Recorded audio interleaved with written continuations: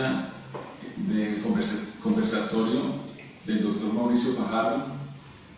catedrático en contratos y es magistrado del Consejo de Estado, y a su vez el doctor Jorge Beltrán, también profesor universitario y gran conocedor del derecho contractual. Doctor Mauricio, la charla de hoy va a versar sobre el tema del equilibrio contractual, y de acuerdo entonces a ese tema, puedo tomar la palabra y empecemos el diálogo y el debate. Bueno, pues un saludo muy especial a la contratación en línea, a todos sus seguidores, y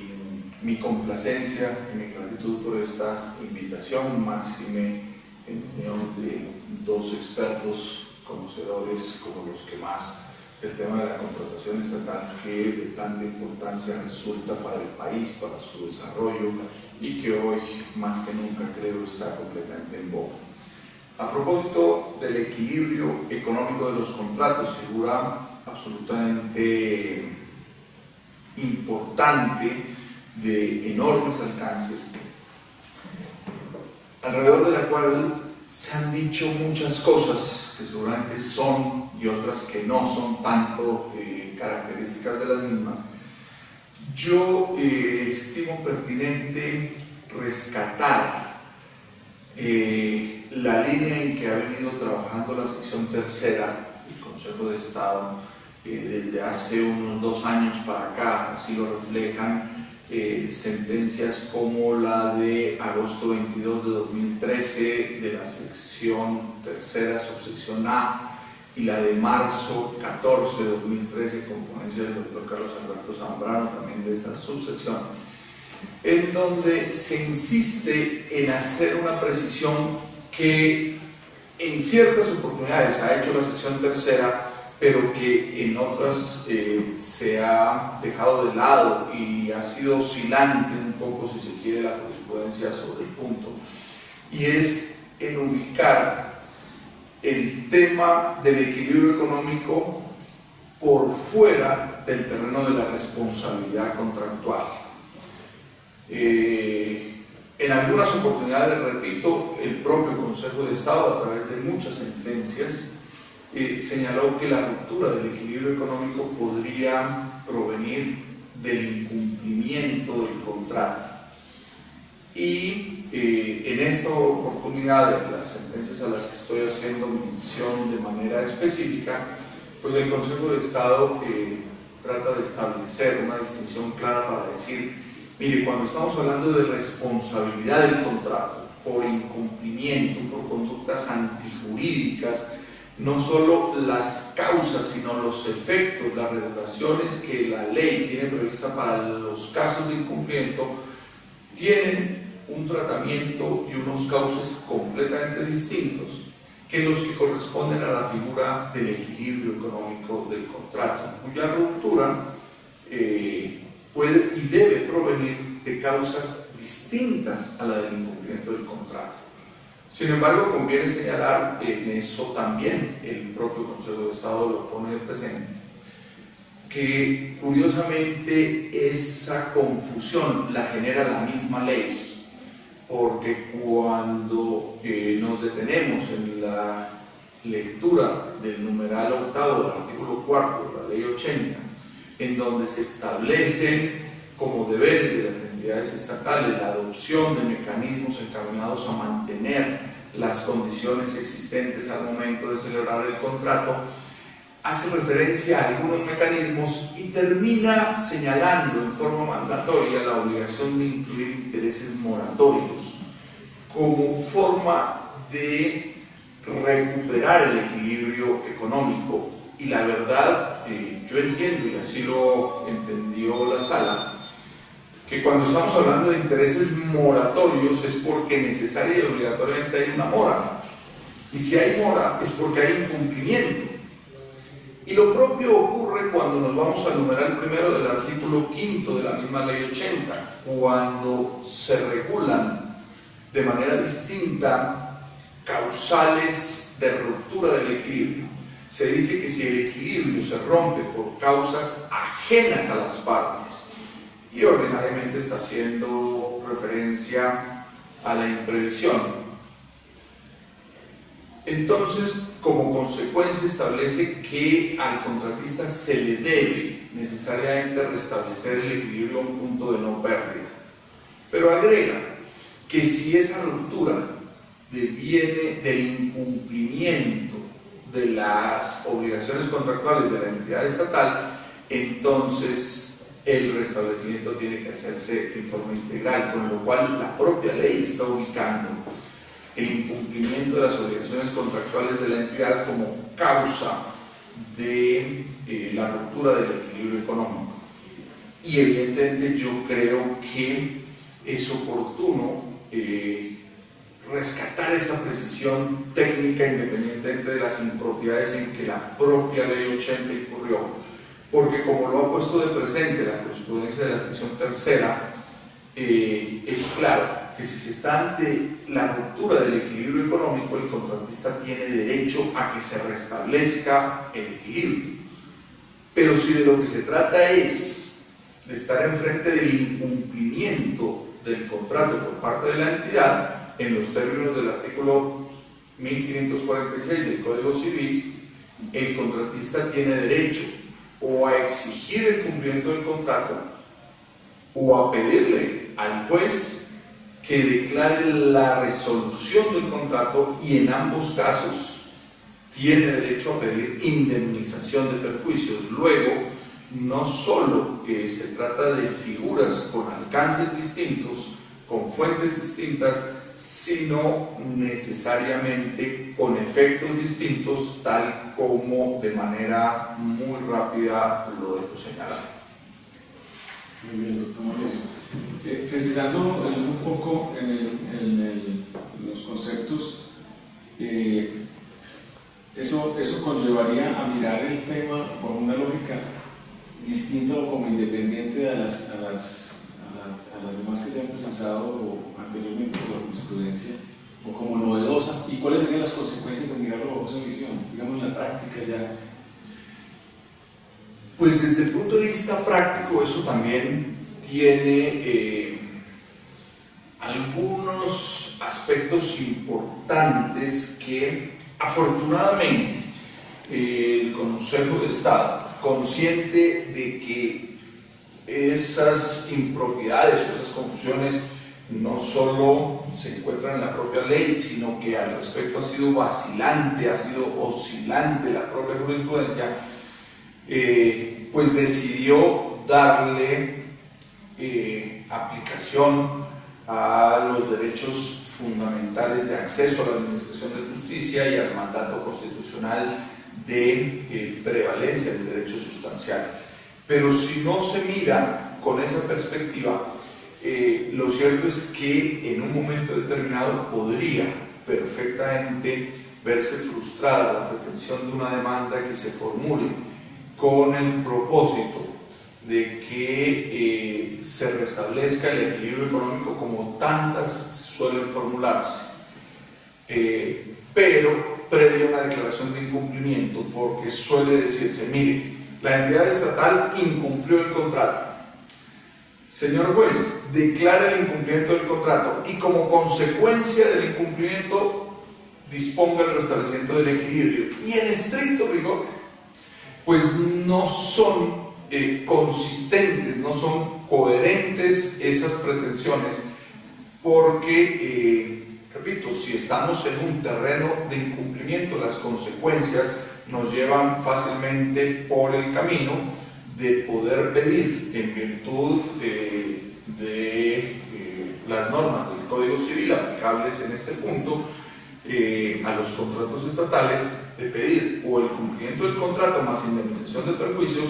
o pedir la resolución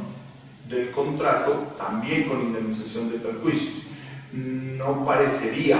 lógico, a menos que se mire como una especie de desistimiento del contratista a pedir la indemnización de perjuicios en la primera opción, no parecería lógico que ante un caso de incumplimiento que supone una conducta antijurídica de la entidad, que ha inobservado sus responsabilidades contractuales, que ha inobservado sus compromisos obligacionales, que nos tengamos que ir por el lado del restablecimiento del equilibrio con las dificultades que comporta la interpretación de qué es llevar al contratista a punto de no pérdida o hablar de una reparación integral, porque si bien en ese punto, en un momento determinado, en unas muy debatidas tesis que fueron objeto de mucha controversia en la academia y lo siguen siendo, el Consejo de Estado optó por entender que el punto de no pérdida equivale a que el contratista no pierda absolutamente nada, y en ese sentido debería llevárselo a la misma situación inicial que planteaba la ecuación del contrato. Pues no sobran razones a quienes consideran que esa es una interpretación que puede o debe ser reexaminada, puesto que el punto de no pérdida no siempre se identifica con volver a la situación anterior, sino simplemente con que el contratista no tenga pérdidas, aunque eso signifique que no obtenga ganancias, que no obtenga una utilidad, que en cualquier caso también forma parte de las razones lógicas que llevan al contratista a colaborar con la administración. Al fin y al cabo, el contratista trabaja hombro a hombro con el Estado, pero con el propósito de obtener unas utilidades lícitas. Y en ese sentido, el principio del contratista colaborador de la administración, que recoge el artículo 3 de la misma Ley 80, le impone, en mi opinión, adecuadamente a las entidades estatales el deber de velar por la efectividad de los derechos de los propios contratistas. Eso nos lleva a un punto que es de mucho debate del doctor Mauricio, y es el tema de, llevado pues el concepto del equilibrio económico del contrato, que se le está dando ya una autonomía en relación con las solicitudes y una posición, digamos, que de mayor raigambre y de mayor importancia. También es la consideración como un derecho sustancial del contratista y como un derecho, digámoslo, a preservar y a ser protegido, es protegido en virtud de la ley. Y por lo tanto, el hecho de que en algunos casos se obligue, o digamos que aparentemente hay una autonomía de la voluntad para la renuncia durante la ejecución de los contratos, a través de los actos de suspensión, o a través de cuando se ocurren suspensiones que no son generadas por el contratista, o en relación con los denominados OTROCIS o convenios adicionales que amplían o modifican el tiempo del contrato y por lo tanto prorrogan y hacen una mayor permanencia del contratista con mayores costos. Generalmente se colocan esas cláusulas de renuncias al desequilibrio contractual en genérico o en específico. Podríamos establecer cómo está el estado del arte en relación con el punto y el debate. A ver, en esa línea, partiendo de la anotación que hace el doctor Carlos Eduardo, que me parece de la mayor importancia, es evidente, al menos así entiendo yo, siempre lo asumió la sala que integra la subsección A de la sección 3 del Consejo de Estado, en el sentido de entender que el mantenimiento del equilibrio económico evidentemente forma parte de un derecho sustancial del contratista. Pero es más, ni siquiera del contratista, de ambas partes. De ambas partes porque, de un lado, cuando se examina, cuando se revisa el texto del artículo 4 de la Ley 80, en su numeral 3 se encuentra que la norma le impone como un deber a la entidad estatal contratante solicitar la actualización o la revisión de los precios cuando se produzcan fenómenos que alteren en su contra el equilibrio económico o financiero del contrato. Desde esa perspectiva, pues no corresponde a la entidad una simple facultad graciosa de decidir si ella acude o no acude a la figura del equilibrio económico cuando éste ha operado en su contra, sino que yo lo entiendo como un mandato absolutamente claro, imperativo, preciso, a cuya aplicación no puede rehusarse la entidad porque sí. Y desde la perspectiva del contratista, el artículo 5 de la Ley 80 en su numeral primero también es absolutamente claro. Señala ese artículo 5 que los contratistas, 1,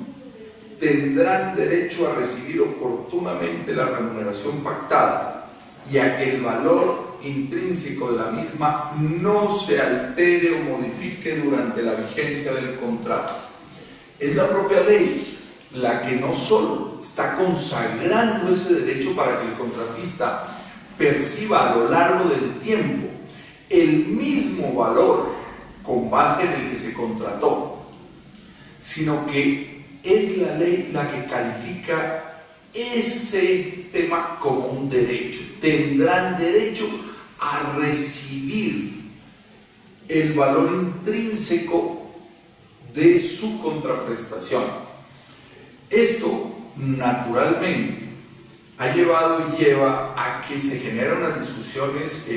enormemente interesantes y complejas, cuando, sobre todo,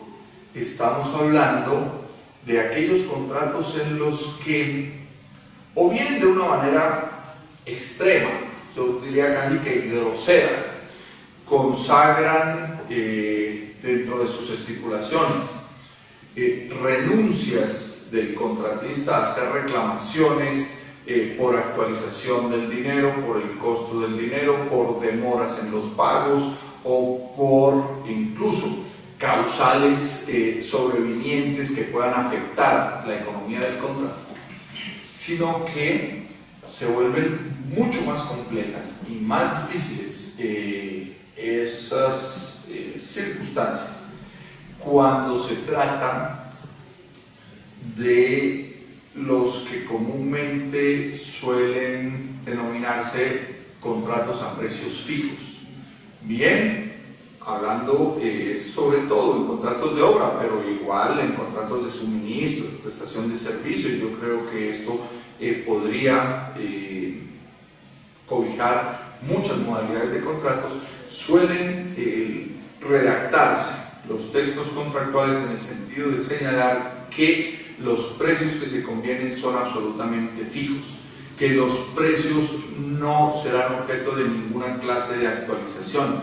que los precios que se pagarán corresponderán a las sumas que nominalmente están pactadas en los documentos contractuales, sin tener en consideración el tiempo que transcurre entre el momento en el que se hizo el pacto contractual y el momento en el que se hacen los desembolsos o los pagos correspondientes. Y en ese sentido, pues yo creo que se está en muchos casos desconociendo aquel mandato de ese numeral primero del artículo 5 que establece como derechos de los contratistas el que deban y puedan ellos recibir oportunamente la remuneración pactada y a que el valor intrínseco de la misma no se altere o modifique durante la vigencia del contrato. Por esa razón, en algunos casos, la propia sección tercera, con ponencia del doctor Carlos Alberto Zambrano, concluyó que no era válido y que no había lugar de ninguna manera a respetar la estipulación en cuya virtud el contratista había, en el caso concreto que fue objeto de análisis, había renunciado a reclamar reajustes en relación con los precios correspondientes. Sabemos que la nuestra es una economía caracterizada por el fenómeno inflacionario que, aunque por fortuna Las autoridades económicas han venido reduciendo sustancialmente. Hoy creo que la economía se mueve alrededor de una inflación que no supera el 3% anual. De todas maneras,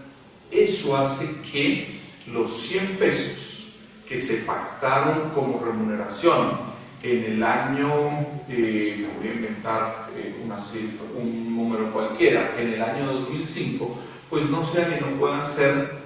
los mismos 100 pesos del año 2007 o 2008, porque la capacidad adquisitiva de esa cantidad se ha reducido en el mismo monto de la inflación. Ahí habría que entrar a mirar exactamente frente a qué tipo de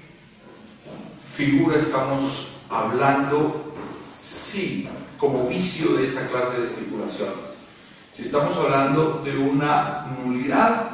o si estamos hablando de ineficacia del pleno derecho. Y lo planteo en esos términos porque, pues sin duda, en la medida en que se encuentre que esas estipulaciones resultan contrarias a mandatos tan claros como los que aquí acabamos de citar, desde ese punto de vista tendríamos pues una ilicitud en el objeto, porque el Código Civil aplicable en estas materias en la contratación estatal define claramente como ilícito todo aquello que contravenga el derecho público de la nación. Y no me cabe la menor duda que estas normas del Estatuto de Contratación Estatal y en punto específico del mandato imperativo que recoge el artículo 5, estamos ante normas que forman parte del derecho público de la nación. Entonces, las estipulaciones que contrarían, que se apartan, que desconocen esos mandatos legales, pues naturalmente podrían calificarse con esa perspectiva como nulas, de nulidad absoluta, y ello llevaría incluso a que el propio juez del contrato pueda y deba declarar esa nulidad en forma oficiosa, aunque ello no esté en discusión dentro de la litis correspondiente. O declarar la ineficacia. Pero, exactamente, también es posible discutir acerca de si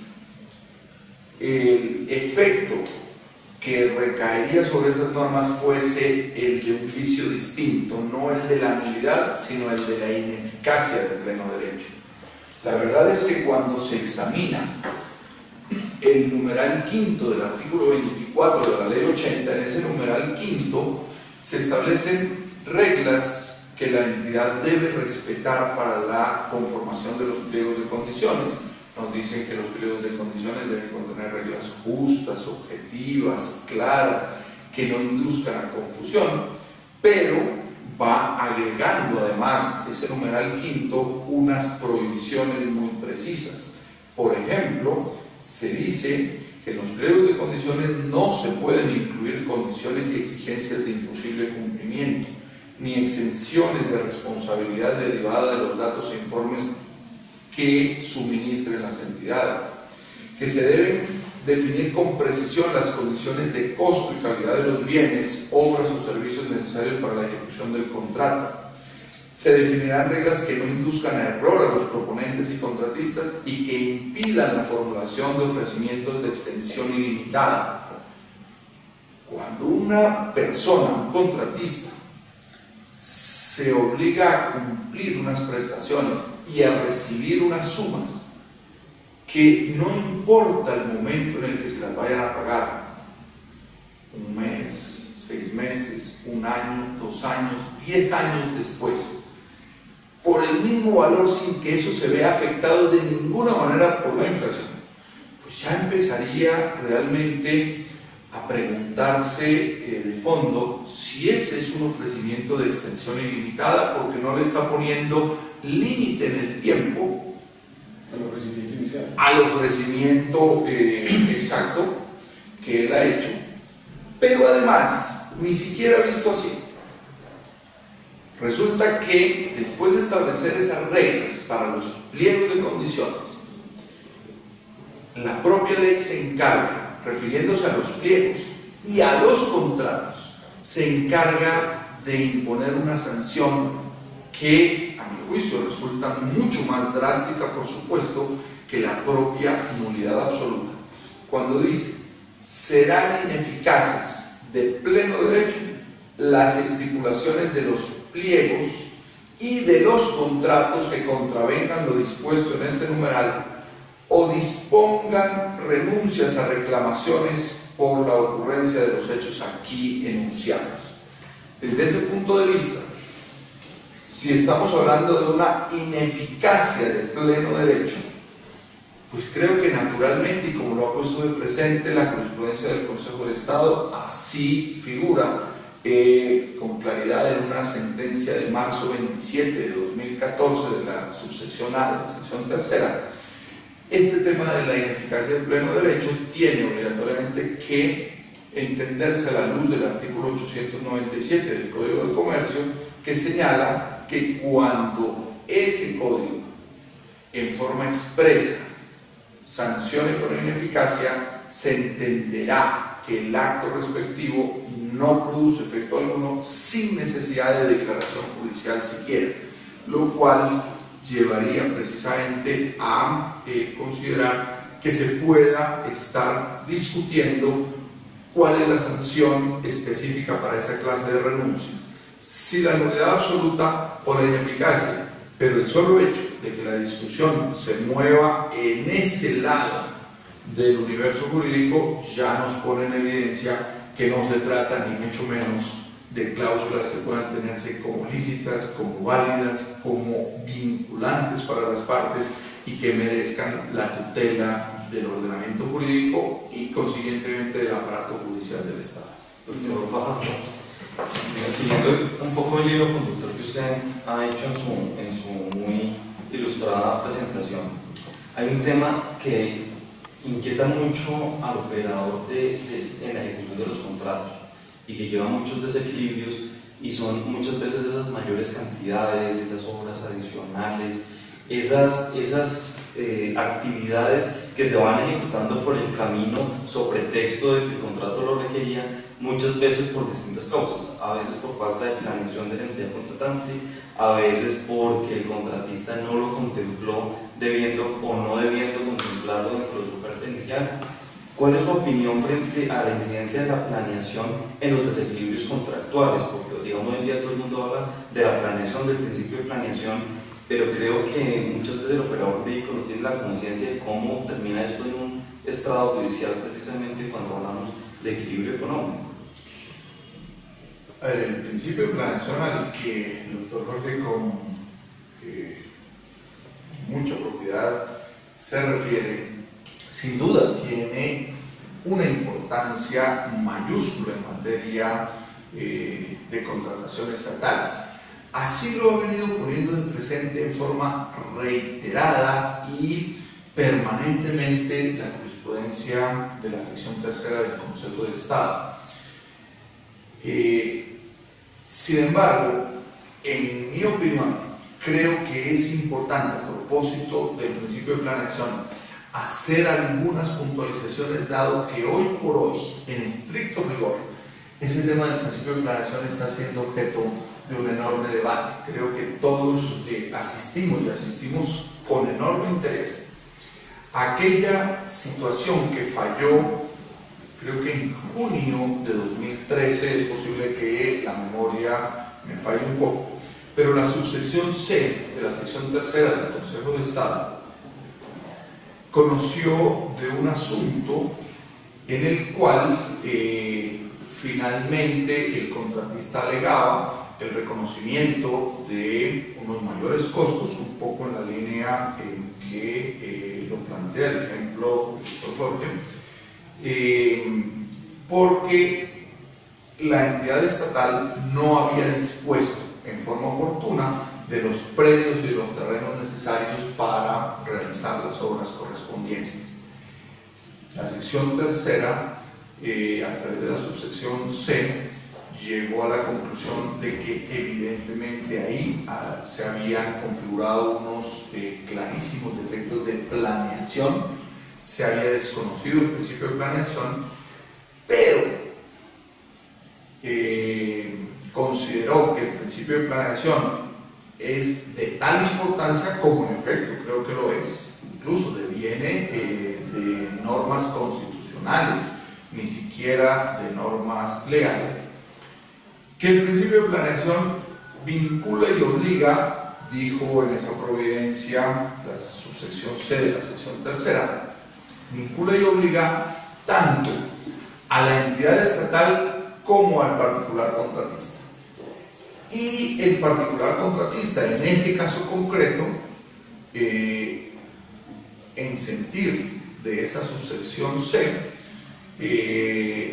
estaba avisado, estaba enterado de la no disposición de los terrenos y por ende resultaba bastante claro para él que el principio de planeación se estaba desconociendo, se estaba violando mientras se adelantaba toda la actuación contractual. Sobre esa base llegó a la conclusión que la subsección C, en el fallo al que estoy haciendo referencia, llegó a la conclusión de que se había violado el principio de planeación, pero que en la violación del principio de planeación había casi que una especie de responsabilidades, que no quiero que el término responsabilidad aquí sea equívoco, pero que esa violación comprometía a las dos partes del contrato y que como ello había sido así, entonces se habían desconocido normas y principios que forman parte del derecho público de la nación, que ello constituía o afectaba esa violación, y la contratación que se había hecho con desconocimiento de esos principios afectaba de ilicitud en el objeto al contrato, y por eso declaró nulo, de nulidad absoluta, el contrato estatal correspondiente en forma oficiosa. Esa sentencia tuvo una aclaración de voto que en el fondo uno bien podría pensar que se trataba de una especie de salvamento, porque se apartaba en ese punto específico de manera sustancial de esas conclusiones, pero así fue expedida la sentencia. Contra esa sentencia, la parte del contratista particular, actora en el proceso de responsabilidad contractual, promovió un fallo de tutela, promovió una acción de tutela. La tutela fue fallada, creo que fue en junio de este año o en agosto de este año 2014, hace muy poco, por parte de la sección cuarta del Consejo de Estado, y el Consejo de Estado consideró que prosperaba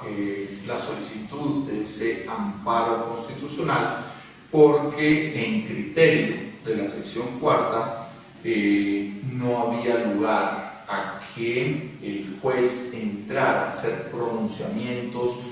con base en ilicitud del objeto, porque no estaba de por medio en estricto rigor esa clase de fenómeno, sino que el asunto debería simplemente mirarse por los lados de la responsabilidad de las partes, en cuanto que el principio de planeación le impone obligaciones a la entidad estatal, y si la entidad estatal incumplió con sus deberes, eso pues muy probablemente podría comprometer su responsabilidad contractual, no obstante lo cual el juez del contrato, por supuesto, debería, como en cualquier caso de responsabilidad, determinar si la otra parte tenía o no tenía, total o parcialmente, compromiso en esa conducta para efectos o de eliminar cualquier indemnización, reducirla o concederla en su totalidad. Ese asunto culmina en esa sentencia de tutela con una orden al juez natural, que fue el que falló con la declaratoria de nulidad absoluta, culminó dándole una orden a ese juez, que en esta oportunidad es la subsección C de la sección tercera del Consejo de Estado, para que con las anotaciones que hizo en su condición de juez de tutela la sección cuarta y que la llevaron a dejar sin efectos la primera sentencia, vuelva a fallar el asunto en sede de segunda instancia dentro de la correspondiente acción contractual. Menciono todo esto para poner de presente pues que en este instante este asunto, que ha sido de tanto interés para el mundo académico que se ocupa de asuntos de contratación estatal en el país, pues nos tiene muy expectantes acerca de cuál va a ser finalmente la postura que asuma en su nueva sentencia la subsección C y la forma en que resuelva esos asuntos al dar cumplimiento al fallo de tutela de la sección cuarta. Y por esa razón no habría en este momento una respuesta concreta, específica al planteamiento que usted, doctor Jorge, muy inteligente y acertadamente pone sobre la mesa dada su actualidad, porque, repito, ese estado del arte está evidentemente por llegar a un epílogo que nos dé algunas luces. Sin embargo, si miramos un poco hacia atrás, antes de ese fallo de la subsección C, sí podríamos decir y sí podríamos señalar, hay muchísimos fallos de la sección tercera, tanto cuando la sección tercera actuaba en forma única, por decirlo de alguna manera, porque estaba integrada solo por 5 miembros y no había subsecciones, como con posterioridad, a través de subsecciones, el tratamiento que, en mi entender, venía dando la sección tercera a esas alteraciones que se presentaban en la ejecución del contrato por inobservancia al principio de planeación, ordinariamente se manejaban por el cauce del incumplimiento de las obligaciones generalmente de las entidades estatales, porque de ordinario se trataba de eso, de contratos en los que el contratista tenía que ejecutar una obra, levantar un edificio sobre un predio o construir una carretera, y en el momento en el que él ya tenía su personal, la maquinaria, los materiales dispuestos para emprender la ejecución del contrato, pues la entidad terminaba diciéndole: espere un momento, o incluso suspendamos el contrato, porque el predio todavía no lo he comprado, porque estoy en negociaciones para el mismo, porque la carretera finalmente no la puedo llevar por ahí, porque esos predios no los pude comprar, tengo que cambiar el trazado. De esos hubo muchos casos, y finalmente en esos casos se tomaron las decisiones de condenar a la entidad por incumplimiento de los deberes de planeación, que la llevaban de manera directa a incumplir tanto con deberes constitucionales y legales como con obligaciones contractuales que afectaban, por supuesto, el cumplimiento de las propias obligaciones del contratista, y sobre esa base, en sus oportunidades, en cuanto se examinó que el contratista no tenía responsabilidad en esa clase de circunstancias, se abrieron paso los reconocimientos condenatorios que implicaban no solo que la entidad pagara lo que tenía que pagar, sino que indemnizara los perjuicios correspondientes que le había ocasionado al contratista, generalmente por stand-by, por mayor permanencia en la obra, por una serie de factores, punto en el que, si me permiten, y a riesgo de hacerme muy extenso, pero trataré de precisar simplemente lo siguiente. Quiero señalar que cuando se ha ventilado algún caso bien de incumplimiento contractual que da lugar a mayor permanencia en la obra,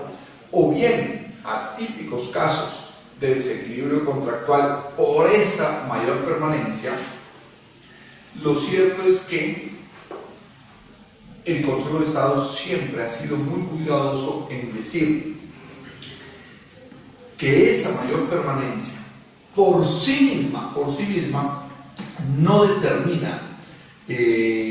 la prosperidad de una condena, de la condena que se está pidiendo, sino que es indispensable probar, acreditar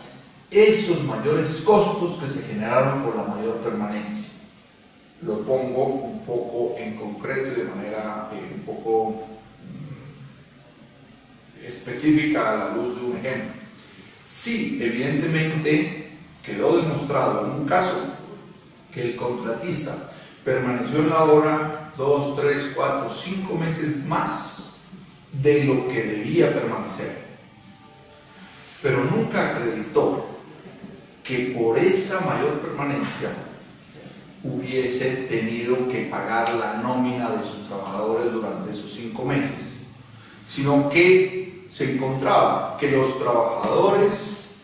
fueron ocupados en otros frentes del mismo contrato.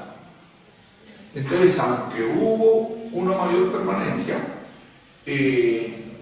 pues sencillamente el contratista pudo redireccionar sus recursos hacia otro frente del contrato o pudo utilizar la maquinaria en otras actividades de ese mismo contrato o de otros contratos, sin que eso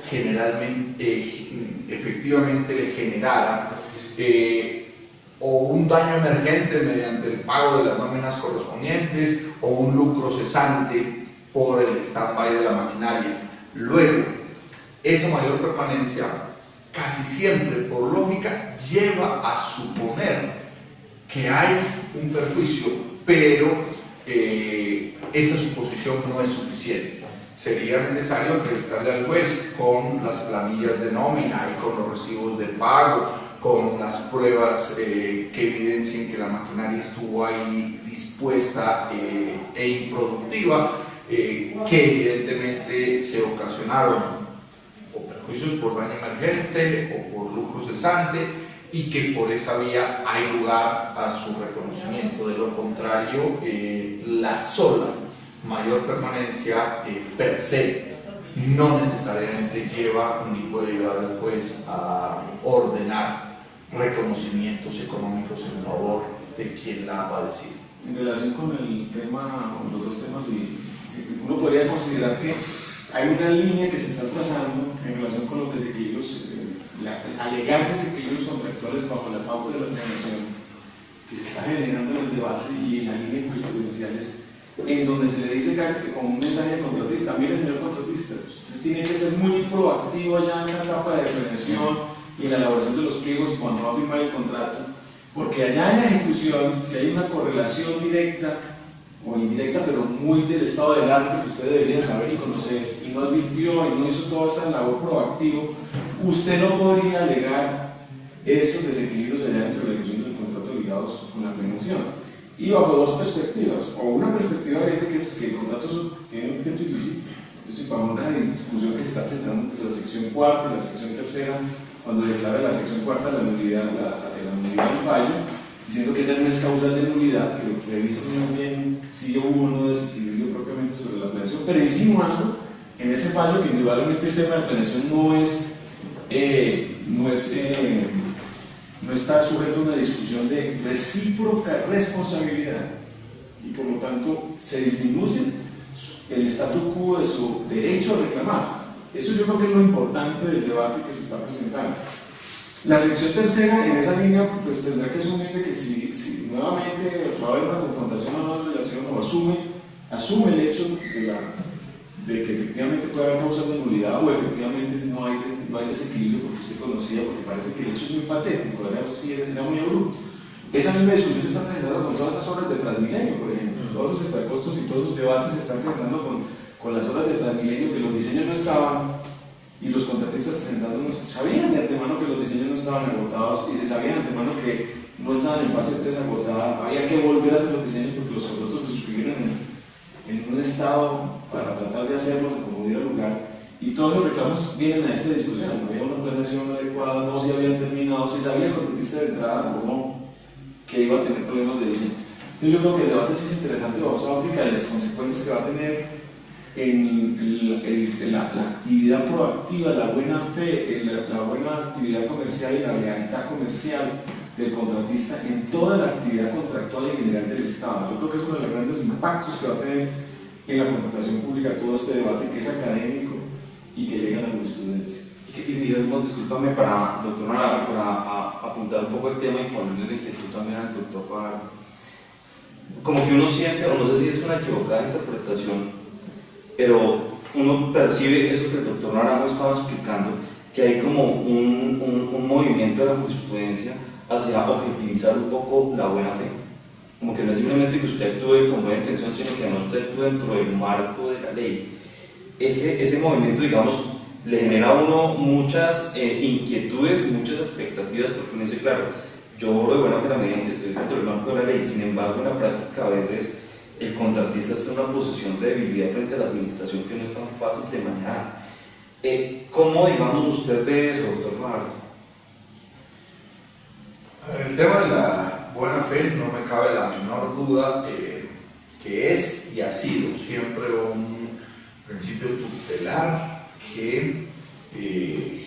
la jurisprudencia y en general la totalidad de nuestro ordenamiento jurídico ha privilegiado y que necesariamente tiene que estar presente en el análisis de estos asuntos concretos. En algunas oportunidades creo que es cierto, hay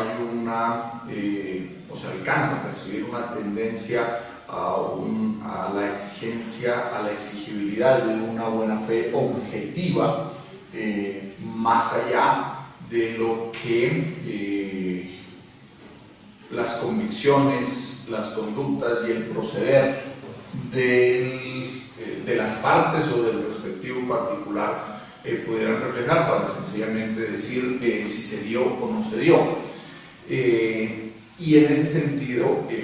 la postura que finalmente se tome, pues no deja de tener impacto en un asunto que en el fondo, pero creo que el doctor Carlos Eduardo también lo plantea de manera muy clara, está poniendo de presente que la conducta del contratista pues ya no se mira simplemente como la de un actor pasivo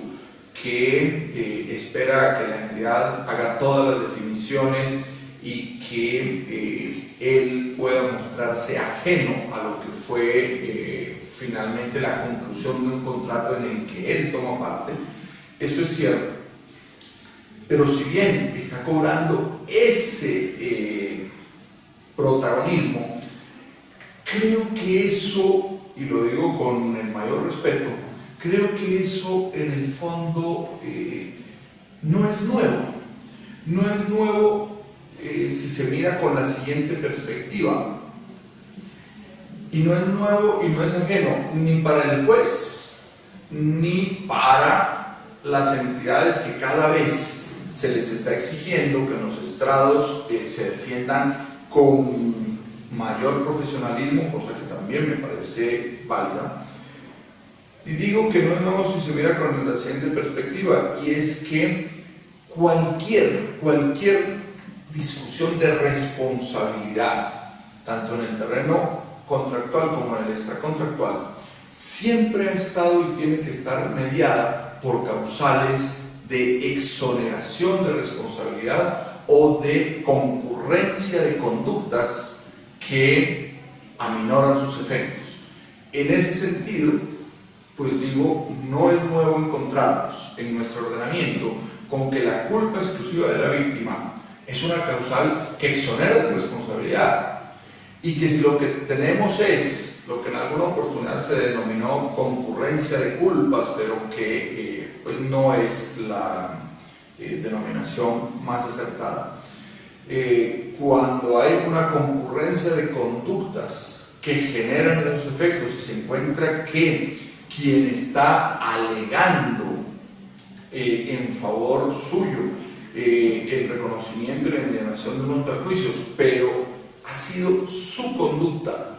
activa u omisiva, la que total o parcialmente ha dado lugar a que esos perjuicios se causen,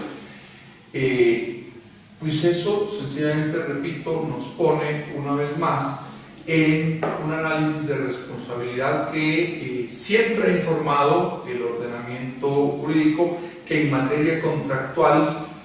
ha tenido incluso mayores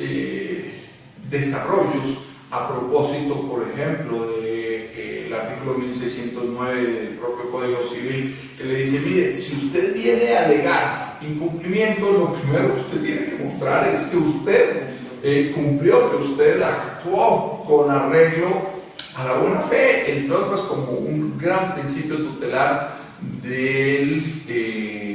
derecho contractual.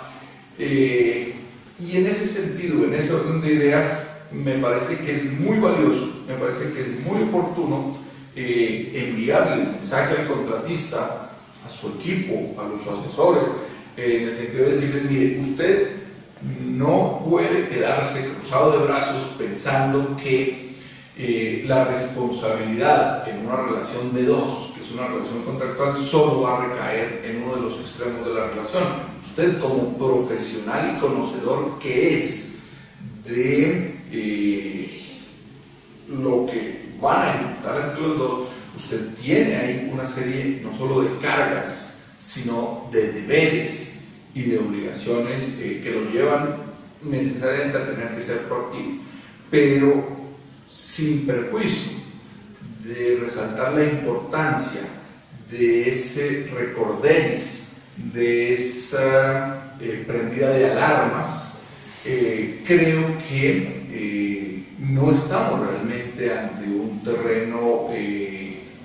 en el mundo del derecho no se hubiera imaginado, porque la responsabilidad es que ambas partes pueden tener, pero yo creo que lo novedoso sí es en relación ya con el principio de planeación y sus consecuencias, es decir, como ya se ha entrado en ese debate. Además, porque lo que dice el doctor Jorge es cierto, es decir, ¿cuál es la posición? De acuerdo que la posición dominante y los hechos como de contrato de adhesión, los pliegos, el contrato, hacen que uno esté en una posición de capitis disminuido en poder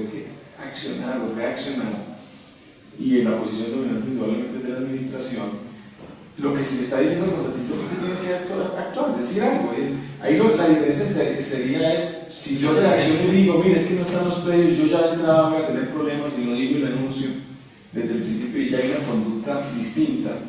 a decir: usted de entrada ya sabía que tenía problemas con los diseños, ya de entrada sabía que tenía problemas con los predios, ¿y por qué va a alegar esto? ¿Y por qué va a solicitar este costo? Usted no tiene derecho, porque quería como la línea que está generándose. Entonces, en ese sentido, podría haber una morigenación o un intermedio en aquel contratista que ha sido muy proactivo, pero pues vive de obras, vive de contratos, vive de la ejecución de todos estos tipos de proyectos en su esencia, para tener un lucro comercial, y por lo tanto pues hizo todo lo posible, o aquel que guardó silencio y después presenta su memorial de agravios, de reclamos. Es como un tema de información y de diligencia. Diligencia y cuidado. Entonces yo creo que sí hay una lógica,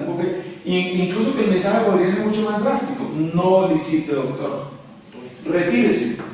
porque usted ya sabe que le viene pierna arriba después con el tema de la ejecución del contrato, usted ya no va a poder ejecutar. Y la línea de esta jurisprudencia es eso, y la sesión 300 se ratifica bajo esa lógica. Entonces, sí creo que ya se lanzó un gran mensaje en la contratación pública.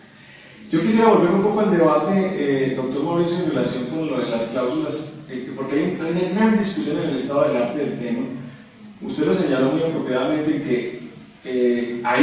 se genera toda una ola, en el sentido de que es un derecho sustancial a reclamar el desequilibrio contractual,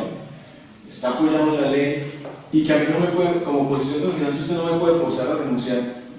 previamente a los extracostos que se me vayan a presentar. Si da una suspensión y de entrada yo estoy renunciando a los extracostos cuando sé que son reales, pero si usted no firma, pues no le voy a continuar la obra y se la voy a dar por terminada, así sucesivamente. Esa presión hace que yo le firme, teóricamente. y es difícil dejar salvedades. Pero viene frente a esa ola, que viene en esa lógica de que es irrenunciable y que es ineficaz o nulidad absoluta de esas cláusulas, viene una sentencia, una recién sentencia de septiembre de la subsección del doctor Miguel, que es la subsección C, de la sección tercera, donde dice esta sección, no, hay que dejar al igual que en la liquidación, usted tiene que dejar las reservas, tiene que ser muy precisas las reservas, o en el otro sí, o en el acta de suspensión, pues deja ese mensaje, y en ese caso en concreto falla que usted no dejó la reserva, por lo tanto hubo una renuncia, efectivamente la renuncia sí operó. Entonces contradice un poco como la lógica que veníamos, ¿no? Ya entra en que se le exige ya también otra actividad mayor al contratista para efectos de establecerlo. Yo quisiera, eso viene frente a la práctica contractual, frente a la realidad contractual, de que si usted quiere, venga, présteme el otro sí, présteme el acta de suspensión, yo le voy a dejar las anotaciones, ya sabemos qué es lo que va a pasar en la mayoría de los casos. ¿Usted qué opina ya en el caso con la... Yo creo que este es un tema en el que hay que estar muy atentos para conocer cuál es el sentido en el que evoluciona finalmente la jurisprudencia de toda la corporación, o al menos la de la sala plena de la sección tercera. Creo que este es un punto que puede ameritar la necesidad de un pronunciamiento con participación de todas las subsecciones. Sala plena, ¿no? Y llevar el tema a sala plena es lo que lo pertinente. Sí, yo creo porque es que yo tengo ahí muchas inquietudes o preocupaciones. La verdad es que, claro, la ley consagró para efectos de la liquidación, cuando ya se está haciendo un corte de cuentas, cuando ya el contrato termina, cuando las partes pueden estar o no total o parcialmente de acuerdo con el contenido de la liquidación, la ley consagró, como no podía ser de otra manera, y simplemente para combatir una situación que se daba en la práctica, consagró que el contratista pueda dejar sus salvedades,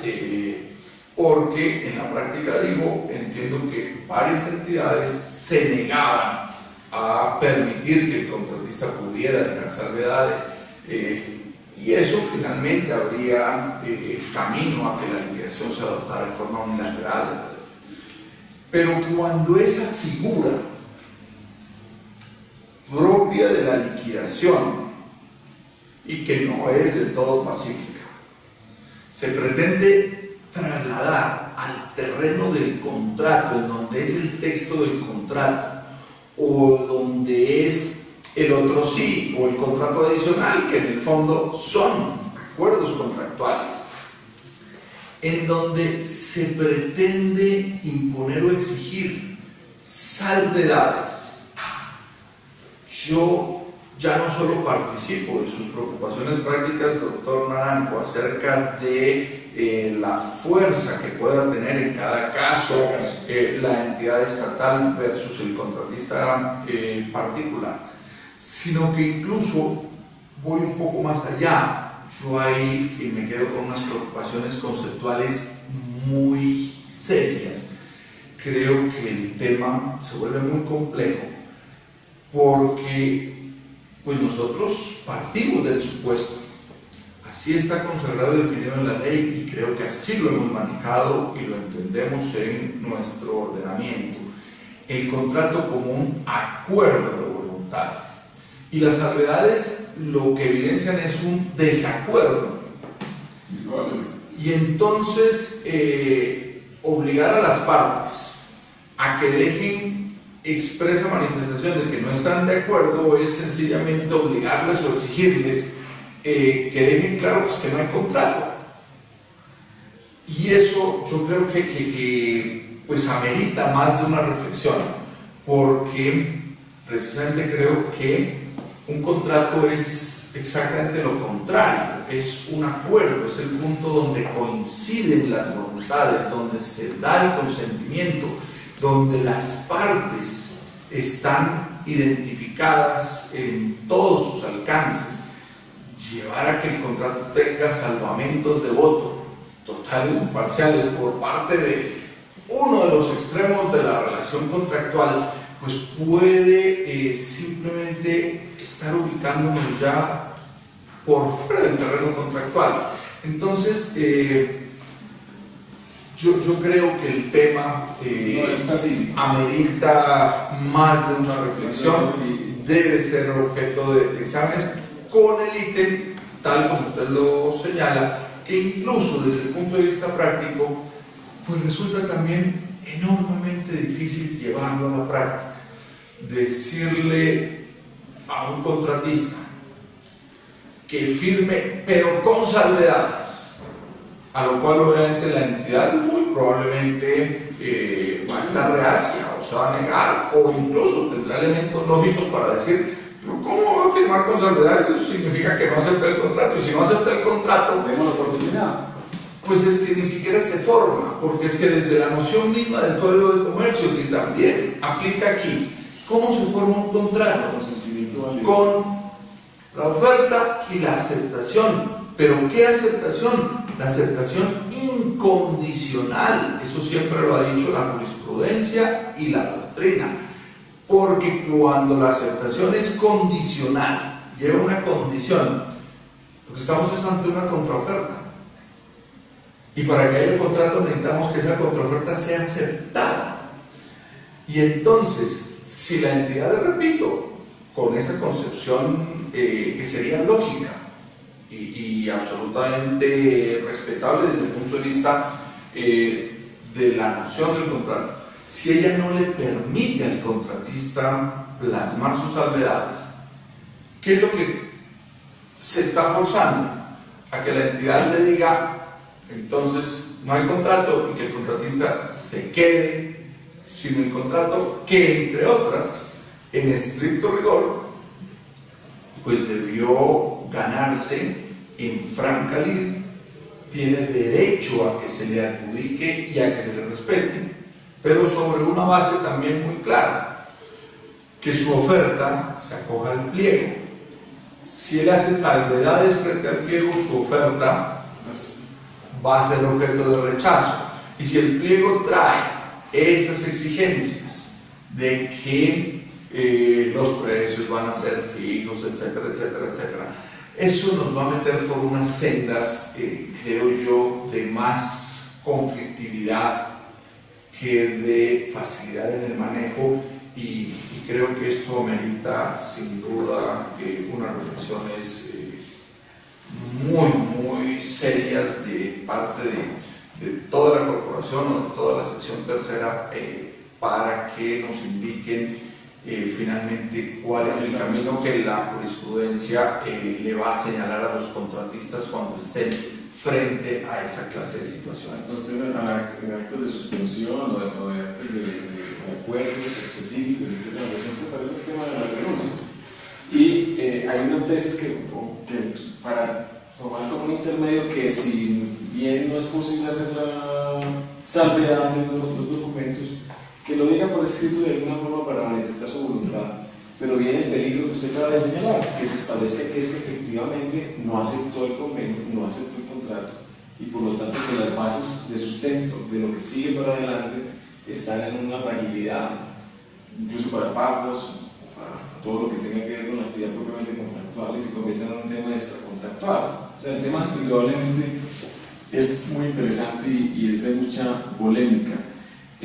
Usted toca un puntico, y ahí el doctor Jorge, usted nos añade algo adicional en relación con lo de los extracostos relacionado, que yo pueda reclamar o no, y se ha tocado en varias oportunidades en la charla, que sea ineficaz o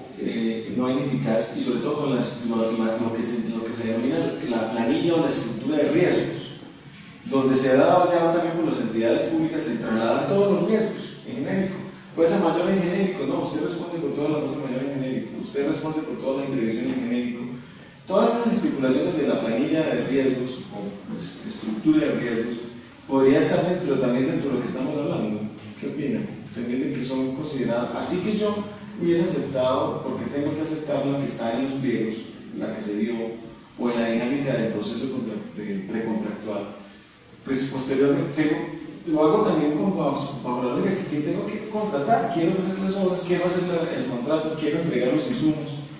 y tengo que aceptar esa estructura para después, si se presentan esos hechos, presentar la solicitud de reclamo de desequilibrio contractual. ¿Sería posible alegar también la ineficacia? ¿Qué opina? Pues yo creo que en ese tema tan enormemente delicado, complejo, interesantísimo, al que afortunadamente nos lleva de manera imperativa la ley 1150 cuando introdujo en forma expresa, porque no era tampoco ninguna novedad, pero sí ya novedad, tanto su consideración positiva como el mandato de que desde los pliegos de condiciones quede hecha una distribución de los riesgos, una distribución clara y precisa de los riesgos. Digo que ese es un tema muy importante, pero que a mi juicio todavía requiere mucho desarrollo, tanto jurisprudencial como incluso doctrinal y por supuesto práctico. Aquí es muy importante entender dos cosas, pienso yo. Primero, que el tema de la distribución de riesgos debe, al igual que ocurrió en su momento, lo mencionábamos al inicio de nuestra conversación, al igual que sucedió con la figura del equilibrio económico del contrato, yo estoy convencido que el tema de los riesgos en varios casos se sigue confundiendo con un tema de responsabilidad contractual desde el punto de vista del incumplimiento de las obligaciones, y creo que son dos cosas completamente distintas. El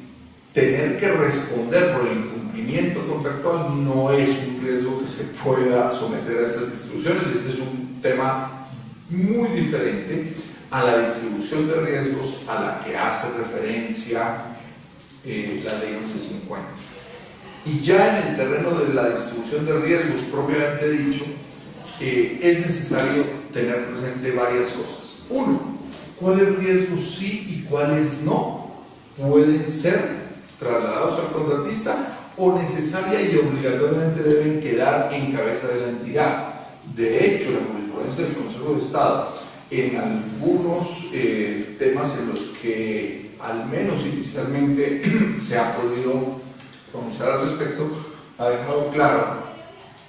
que un riesgo como por ejemplo el manejo del orden público pues es exclusivo de la entidad y solo de la entidad contratante o del Estado si se quiere, pero de ninguna manera se le puede trasladar al contratista. Entonces hay que definir cuáles riesgos no son trasladables o de la existencia de los riesgos cuáles corresponden al Estado y cuáles al contratista. Y dos, cuando se hace la asignación de los riesgos, también la entidad debe tener claro, uno, que la asignación de los riesgos generalmente le significa para ella, en cuanto el contratista asume esa carga, pues eso se le va a trasladar en precios y mayores costos para quien se libera de los riesgos. Esto es más o menos y guardadas proporciones. Lo que suele ocurrir con un contrato de seguro, si yo le traslado el riesgo de la pérdida, el robo, el incendio de este bien a la aseguradora me dice, listo, yo asumo ese riesgo, pero yo cobro por él, mutatis mutandi, si el riesgo geológico, si el riesgo comercial, si el riesgo se le va trasladando al particular, pues eso, ordinaria y generalmente pues debe traducirse en unos costos que tendrá que asumir la entidad. Pero también en ese traslado de riesgos hay que ser cuidadoso para que ese traslado de riesgos no lleve en últimas a exigirle al contratista, desde incluso la presentación de su propuesta, la formulación de ofrecimientos de extensión ilimitada, porque sí, como muchas entidades desafortunadamente lo han hecho después de tipificar una serie de riesgos de manera muy juiciosa, muy completa, muy clara, terminan diciendo, bueno, todos estos riesgos van para el contratista. El contratista tendrá que asumir absolutamente todo lo que signifique la parte geológica, todo lo que signifique el tema climático, todo lo que signifique el tema comercial, todo lo que signifique alteraciones en la economía, riesgo país, orden público, etcétera, etcétera, etcétera. Pues yo no descartaría que estemos paseándonos, en ese caso, por los terrenos de ofrecimientos de extensión ilimitada, porque no hay límites. Todo se le dice que usted lo asumió, eso era todo para usted. Y si estamos ante esa clase de ofrecimientos de extensión ilimitada, pues debemos tener claro que ese es uno de los aspectos expresamente señalados en el numeral quinto del artículo 24 de la ley 80, que dice que en los pliegos de condiciones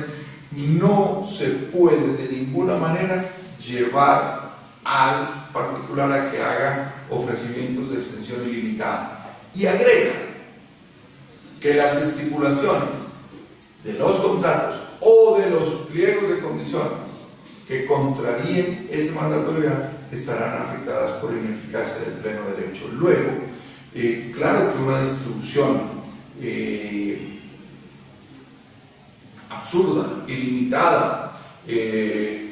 irracional, una distribución de los riesgos puede fácilmente después estar afectada o por nulidad o por ineficacia del pleno derecho y perder el efecto vinculante que se pretendía cuando fue objeto de su diseño y consagración, bien en el pliego, bien en el contrato, bien en ambos. Ese tema yo creo que está todo por hacer en la jurisprudencia, en realidad es un tema muy nuevo, ¿no? Y la jurisprudencia por muy atrasada, ¿no? Sí, en realidad digamos que ahorita hay unos ejercicios reglamentarios bastante interesantes que han tratado de abordar el tema del riesgo, en mi opinión no muy bien, pero creo que por lo menos una aproximación a comprender un poco bien ese ejercicio, porque digamos el COMPES 3714, que fue la primera directriz en política pública acerca del riesgo, lo enfocó por el lado del equilibrio económico. Sin embargo, el decreto 1510 se sale del equilibrio económico y lo abarca a los riesgos del proceso, al riesgo reputacional, que es una nueva categoría de riesgo, incorpora ese decreto, al riesgo del cumplimiento de la finalidad de los objetivos del proceso de contratación. Y entonces digamos que en este momento hay un mare magnum de reglamentación y como de, en mi opinión, muy respetuosa, disparos al aire, tratando de apuntar el tema de riesgos, y creo yo que está haciéndole más daño al concepto del riesgo frente al equilibrio económico, que en mi sentir el enfoque que le está dando la ley 1150, porque hoy en día el operador jurídico, cuando está estructurando un proceso de selección, lo que hace es copiar y pegar una matriz de riesgos, que es donde tiene, digamos, cualquier elucubración que hicieron a mano alzada, y con eso saben adelantar un proceso de selección sin enfocarse en realidad cuáles son esos riesgos, esas eventualidades o circunstancias que pueden afectar mi equilibrio económico. Y entonces nos salimos del equilibrio económico para aventurarnos en un mundo del riesgo reputacional, del riesgo del proceso de selección, que viene a ser objeto de la planeación misma del proceso, que de un ejercicio de matriz de riesgos de equilibrio económico. Entonces digamos que, aunque en mi sentido, no sé si usted lo ve de la misma manera, pero creo yo que la reglamentación se ha esforzado por ser muy omnicomprensiva del tema de riesgos, pero en la práctica hasta estamos igual, simplemente que ahora más dispersos con otra categoría de riesgos, y el doctor Naranjo lo abordaba muy acertadamente. Creo que el tema de riesgo es tan importante que lastimosamente nadie le da la relevancia que tiene en la planeación de contratos. Es como un poco la perspectiva que yo veo, digamos, en la práctica en el día a día. Bueno, por último, yo no sé si tenemos todavía tiempo para un puntico final, ya para concluir, y es que llamémoslo la revitalización o digamos ya la nueva entrada en práctica del silencio administrativo positivo, es decir, por algo que los que estamos en el medio no nos explicábamos cuando salió la ley 80 y todas las trasegas de la ley 80 salieron el silencio administrativo frente al desequilibrio contractual. La cláusula de la ley 80 que menciona que las solicitudes, porque lo hacen genérico, además, solicitudes, pero están muy referidas, o la norma está muy referida al desequilibrio contractual, básicamente, se entenderá por silencio administrativo positivo. Cosa porque no nos explicábamos los que estamos en el medio y en la academia, que cómo el Consejo estaba en un proceso de muchos años, no le dio relevancia al silencio administrativo positivo, es decir, lo minimizó, lo consideró como un indicio grave, pero no con todas sus consecuencias, que implicaba que había un acto administrativo con presunción de legalidad. La administración tenía un derecho a revocarlo, que se le contemplaba en la misma norma, pero si no lo hizo, pues yo tengo mi acto administrativo en firme. Tendría que ser que se solicitara la nulidad. Resulta que este año, pues creo que sabemos todos que considera que efectivamente sí hay silencio administrativo positivo. ¿Qué opinan ustedes sobre eso y las implicaciones que va a tener esta nueva posición del Consejo de Estado en las últimas jurisprudencias sobre que sí surgen actos y que estas solicitudes se convierten en actos y antes era silencio positivo negativo, ahora silencio administrativo positivo con derecho para el contratista si se guarda silencio 2 3 meses? 3 meses, que dice la norma, ¿no? ¿Qué opina doctor Jorge? ¿Qué opina sobre el tema?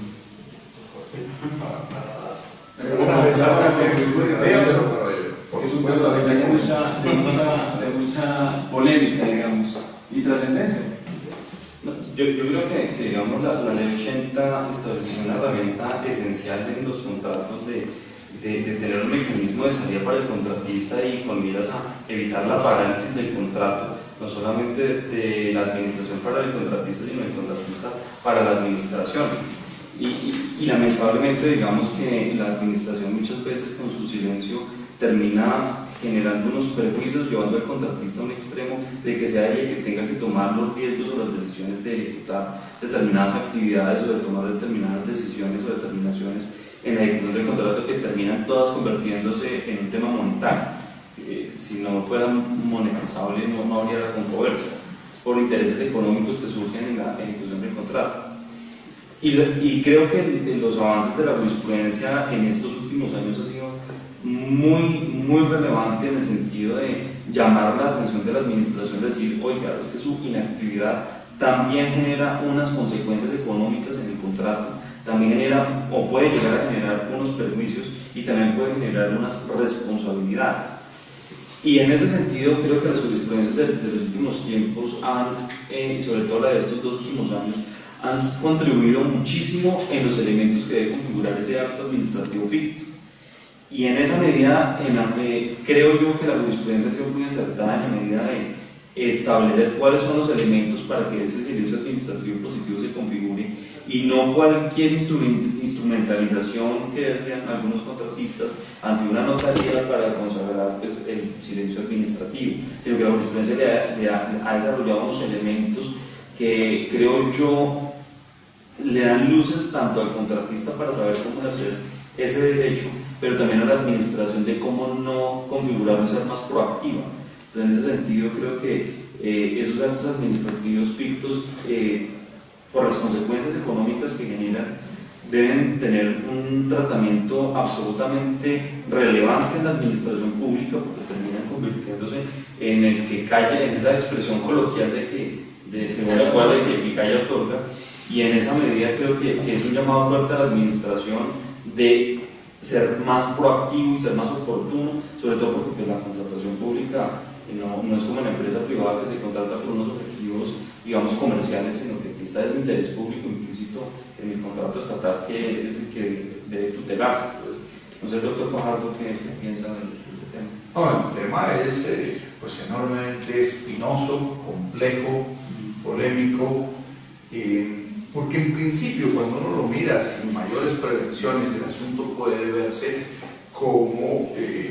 definitivamente una gran conquista o una gran garantía, el contratista hace una solicitud ante la entidad no le contesta, y esa omisión, esa inacción tras la cual pudiera ella escudarse, pues sencillamente viene a ser sancionada por la ley con una respuesta presunta o ficta de carácter positivo frente al contratista. Sin embargo, cuando el asunto se empieza a mirar con mayor detenimiento y profundidad en el terreno contractual,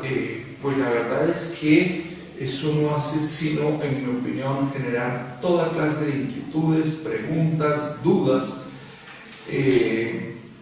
porque naturalmente, y así entendí yo, y así entiendo y compartí la jurisprudencia que venía sosteniendo el Consejo de Estado, no obstante lo polémico que pudiera ser, es que a través del silencio no necesariamente surgían o podían surgir obligaciones, que para que surjan obligaciones y surjan contratos, pues tendría necesario y obligatoriamente que darse ese acuerdo expreso de voluntades máximas si estamos en unos terrenos de solemnidades en los cuales la ley ha dicho que la característica por regla general de los contratos estatales es la de la solemnidad. Con un ítem adicional, de todas maneras estamos ante el manejo de la cosa pública, ante el manejo de recursos públicos. Y si bien deben hacérsele exigencias a las entidades y establecerse las responsabilidades claras a los servidores públicos que se desvíen de esas funciones que le han sido impuestas a las entidades, del respeto por el derecho que tenga cada contratista, pues de ahí a que a través de unas solicitudes surjan para la entidad sin que ella en un momento determinado tenga total claridad sobre eso, surjan obligaciones, eso,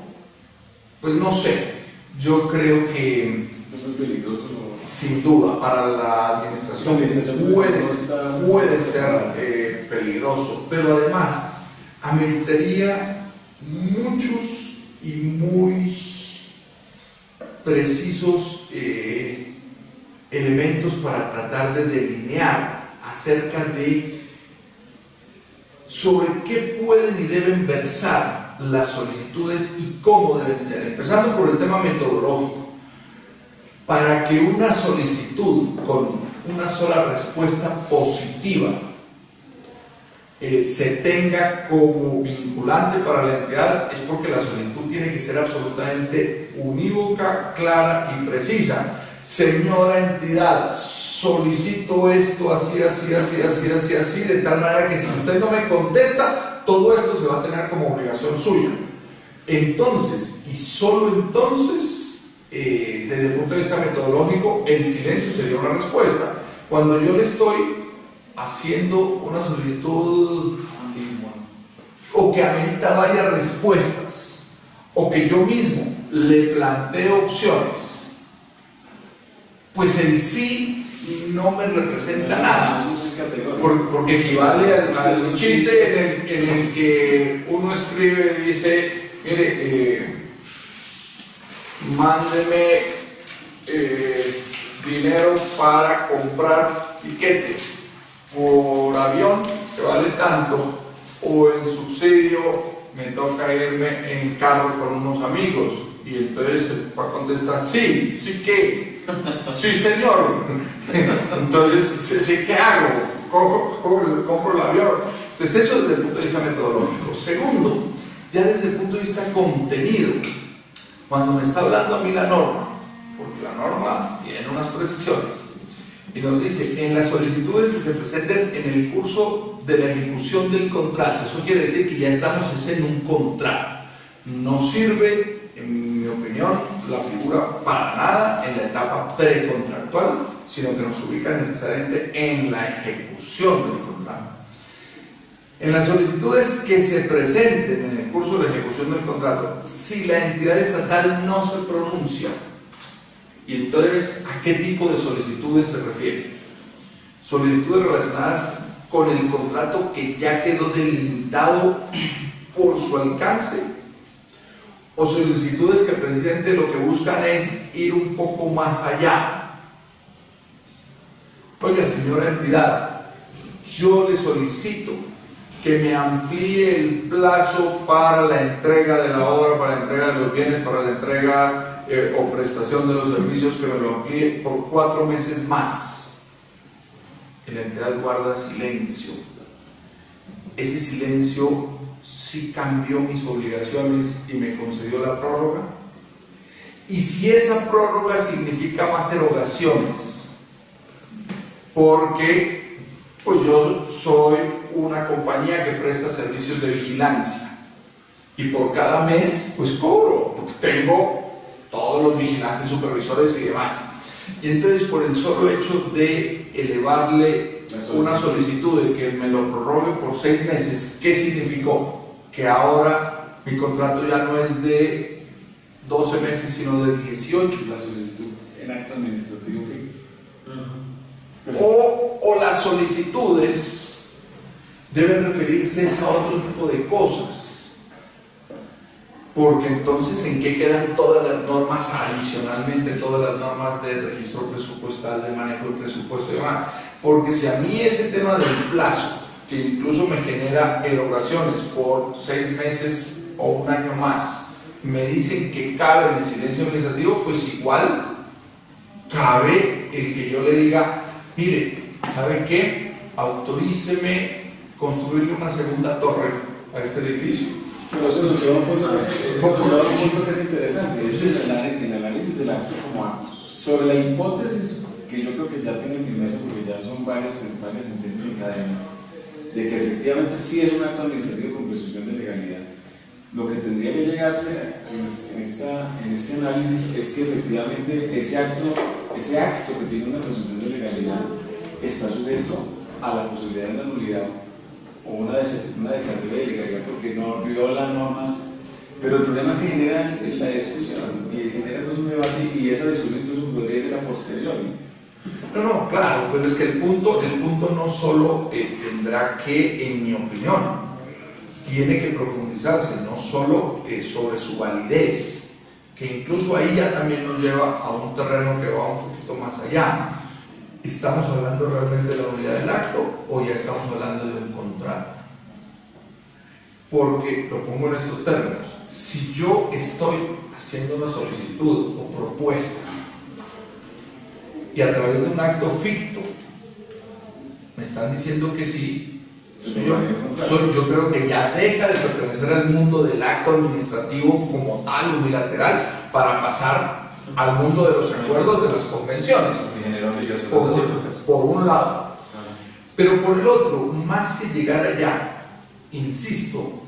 más que entrar a ver su validez, creo que, al menos yo sigo viendo muy difuso el panorama acerca de la existencia, cuándo se puede dar, en qué terrenos. Tiene cabida en la generación de nuevas obligaciones, tiene cabida en el cambio de obligaciones existentes, tiene cabida en obligaciones monetarias, no monetarias, qué pasa con todo el régimen presupuestal que incluso hasta constitucionalmente tiene fundamento. Tengo tantas dudas que evidentemente creo que el asunto no es tampoco así, mucha discusión todavía. Mucha controversia. Bueno, damos por terminada la charla. Muchas gracias, doctor Jorge, doctor Mauricio, por acompañarnos y los amigos de la página, del portal, podrán también consultar las jurisprudencias que las anotaremos, que se han analizado acá y las tengan en la pendientes. Bueno, muy amables. Un placer, nuevamente mil gracias por la invitación y sobre todo por tan extraordinaria compañía, doctor Jorge, doctor Carlos. Muchas gracias. Muy amable.